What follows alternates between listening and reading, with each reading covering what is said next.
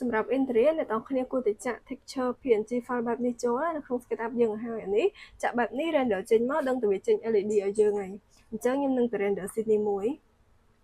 យើងចូល plugin របស់យើងមកចុចពាក្យថា capture viewport ដើម្បី pass scene ហ្នឹងចូល plugin ទំហំរូបខ្ញុំប្រើ 4:3 ហើយនេះខ្ញុំប្រើ Analyze DNA ដើម្បីវាជួយ Analyze material ឲ្យខ្ញុំចំណុចនេះពេលដែលយើងប្រើទៅ render ចេញមកវាអត់សូវខុស material ដែលយើងចាក់នៅក្នុង SketchUp ទេហើយខ្ញុំចង់ឲ្យវាបន្ថែមមនុស្សឲ្យខ្ញុំទៀតអញ្ចឹងខ្ញុំប្រើ Analyze people បន្ថែមទៀត Analyze people នេះយើងអាច customize ចំនួនមនុស្សបានប៉ុន្តែខ្ញុំដាក់ឲ្យវា auto ខ្ញុំហ្មងសម្រាប់ preset គឺខ្ញុំប្រើ interior tab 3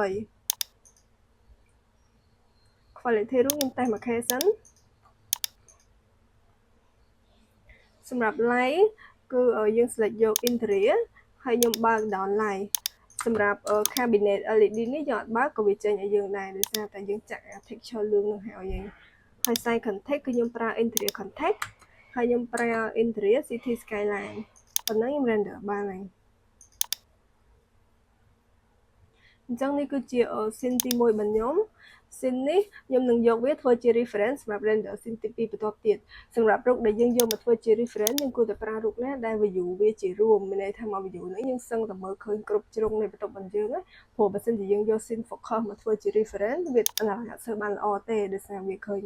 object តិចពេកអញ្ចឹងយើងត្រូវ save រូបនេះមួយសិនបន្ទាប់មកទៀតយើងត្រូវ SketchUp របស់យើងប្រវត្តិរក scene ទី2ដែលយើងត្រូវ render បន្ទាប់អញ្ចឹងខ្ញុំចូល plugin មិញវិញហើយយើង recapture មក scene មិញចូលហើយទំហំរូបខ្ញុំប្រើដូច scene ទី1ដែរ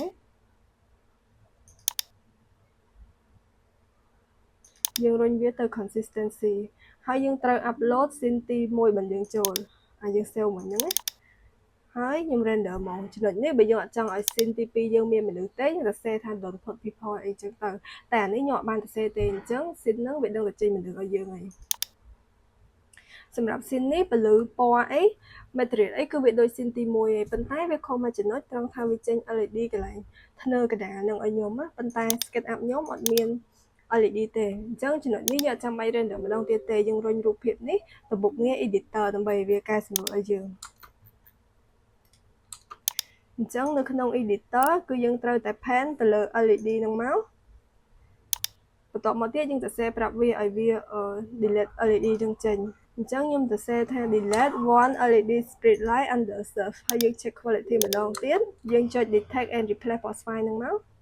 អញ្ចឹងវាបានកែឲ្យយើងហើយវាដក LED នឹងចេញហើយអញ្ចឹងរូបភាពនេះវាដូចនឹង SketchUp ខ្ញុំ 100% ហើយអញ្ចឹងខ្ញុំមានតែប៉ុណ្្នឹងទេថ្ងៃនេះជួបគ្នាវីដេអូក្រោយ